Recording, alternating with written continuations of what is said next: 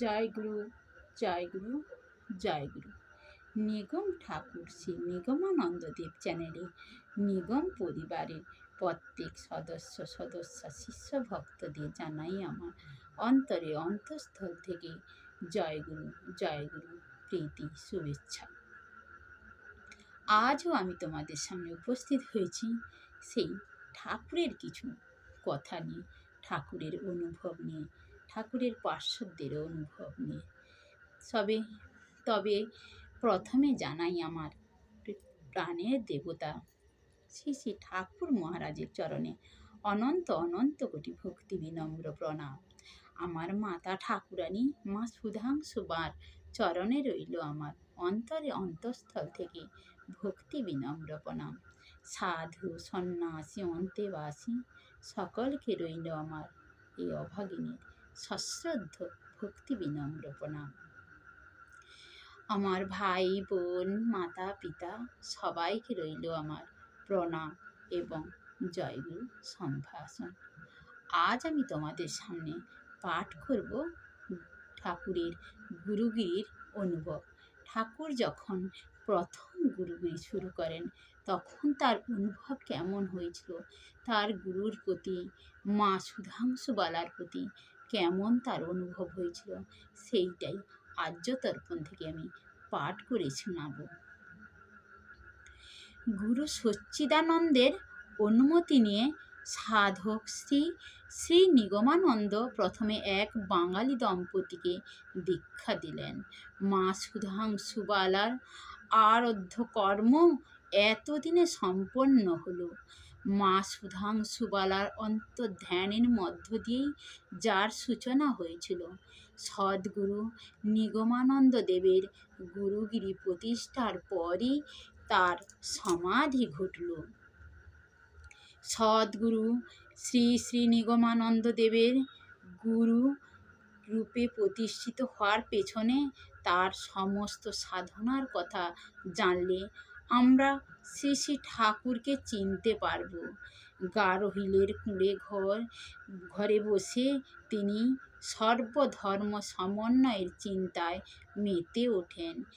এই সময় সাধকের অতি মানস্তরে এক বিরাট পরিবর্তন আসে। তিনি বেদান্তের আলোয় উদ্ভাসিত হন। শ্রী শ্রী নিগমানন্দ দেবের জীবনে যা ঘটেছে সবটাই ঈশ্বরের ইচ্ছায়। এক অদৃশ্য শক্তি যেন তার ঘাড় ধরে সব করিয়ে নিয়েছেন।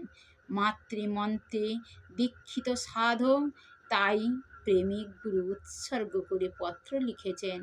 নির্ভীত কুটিরে হেরিয়া তোমারে আপনা যাইব ভুলি। তিনি আরও লিখেছেন, প্রেমময়ী তোমার প্রেম প্লাবনে পলি পড়িয়াই না এ ঊষর হৃদি রস হইয়াছিল।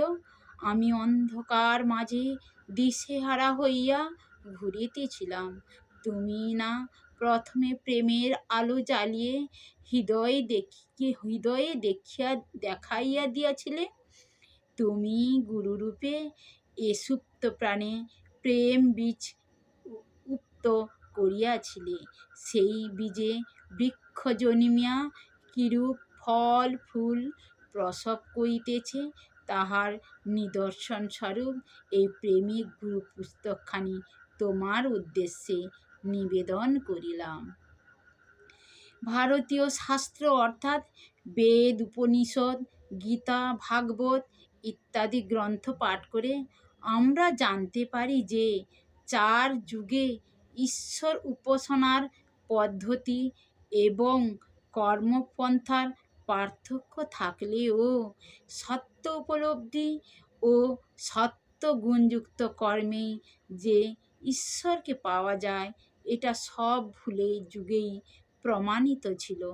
কারণ তামসিক ও রাজসিক কর্মে ঈশ্বরকে লাভ করা যায় না।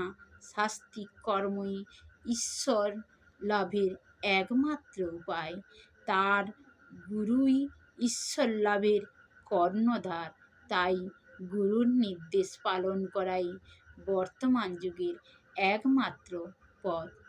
জয় গুরু, জয় গুরু, জয় গুরু। এই ছিল আমার আজকের বাণীপাঠ উপস্থাপনা। ভালো লাগলে লাইক দিয়ে একটা মিষ্টি কমেন্ট করে দিলে আমি একটু মনের উৎসাহ পাই। সত্যি বলতে আমি গুরুদেবের কিছুই জানি না, তবেও তবেও তো স্বাদ হয় গুরুদেবকে নিয়ে আমি কিছু বলি। আমি যে গুরুদেবকে খুব ভালোবাসি, আমার এই দেহ মন প্রাণ সমস্ত কিছুই আমার গুরুদেবের রক্তিম রাঙা চরণে আমি সমর্পণ করে দিয়েছি। গুরু আমার নির্ভর খুঁটে। তাই তোমরা একটা মিষ্টি কমেন্ট করে দিও।